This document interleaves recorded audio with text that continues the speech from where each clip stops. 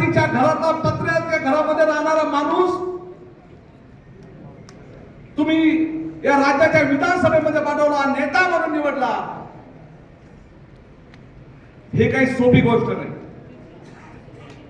परंतु पारनेरकरांना तुम्ही खरोखर भाग्यवान आहात. आम्हाला तुमचा हेवा वाटायचा की काय, अरे असं नेतृत्व आम्हाला पाथर्डीला पाहिजे होतं, असं नेतृत्व आम्हाला शाबवलं पाहिजे होतं.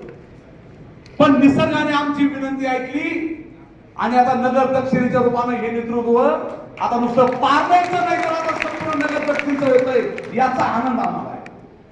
परंतु मित्रांनो, आपल्या सगळ्यांची जबाबदारी वाढलेली, आपल्या सगळ्यांची जबाबदारी वाढलेली. कारण हे नेतृत्व आज निर्माण झालंय ना, हे एका रात्रीतून निर्माण होत नाही.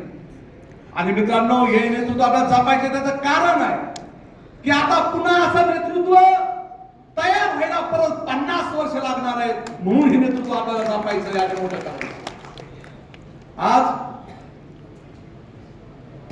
आपली लढाई कोणाशी आहे तुम्हाला सगळ्यांना माहिती, परंतु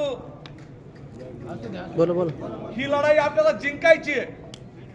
ती आपल्या निष्ठेच्या बळावर,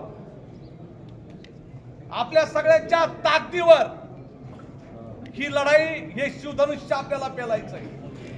आपल्या सगळ्यांना माहिती आहे की छत्रपती शिवाजी राजांच्या काळामध्ये हिरोजी हिंदोलकर नावाचे एक बांधकाम प्रमुख होते आणि छत्रपती शिवाजी राजांनी त्या हिरोजी हिंदोलकरांना बोलावून घेतलं आणि त्यांना सांगितलं की हिरोजी, ही स्वराज्याची राजधानी आता आपल्याला बांधायची आहे, हा रायगड आपल्याला बांधायचा आहे. आणि हे सांगून छत्रपती शिवाजी राजे पुढच्या मोहिमेवर निघून गेले. पुढे अनेक घडामोडी घडल्या. राजांना परत गडावर यायला 6 ते 7 वर्ष लागले. राजे 7 वर्षानंतर गडावर आले. राजांना लक्षात आलं की मी हिरोजी हिंदोलकरांना सांगून गेलो की ही राजधानी बांधून काढा, पण त्यांना मी काही द्रव्य देऊ शकलो नाही. पण हिरोजी हिंदोलकरांची निष्ठा होती. त्यांनी सांगितलं की माझा राजा मला सांगून गेलाय की ही राजधानी बांधून काढायची. आणि म्हणून हिरोजीने आपल्या घराच्या पायथ्याचं कुटुंब गडावर घेऊन गेला. स्वतःची शेती विकली, स्वतःची सून, 4 मुलं यांना बरोबर घेऊन हिरोजी हिंदोलकरांनी राजाचा शब्द झेलला आणि आपलं सगळं कुटुंब घेऊन त्या दगड मातीमध्ये त्या रायगडाची राजधानी बांधून काढली. ज्यावेळेस राजे 7 वर्षांत गडावर आले आणि त्यांनी पाहिलं मी तर काहीच दिलं नाही, पण ही राजधानी कोणी बांधली. त्यावेळेस हिरोजींना सगळ्यांनी बोलवलं.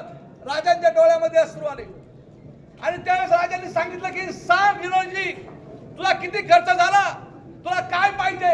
त्यावेळेस हिरोजीने सांगितलं, राजे मला काही नको, फक्त रायरेश्वराचं एक मंदिर छोटीचं बांधलंय, त्या पायरीवर फक्त माझं नाव मला कोरायची संधी द्या. कारण माझं नाव याच्यासाठी कोरायचं की ज्या ज्यावेळी तुम्ही दर्शनाला जाल रायरेश्वराच्या, तुमच्या पायाची धूळ माझ्या नावावर म्हणजे माझ्या मस्तकावर होत राहील. ही निष्ठा होती. त्याच निष्ठेने मित्रांनो आपल्याला काम करायचंय की आता नेते जो आदेश देतील तो आदेश प्राणपणाने आपल्या सगळ्यांना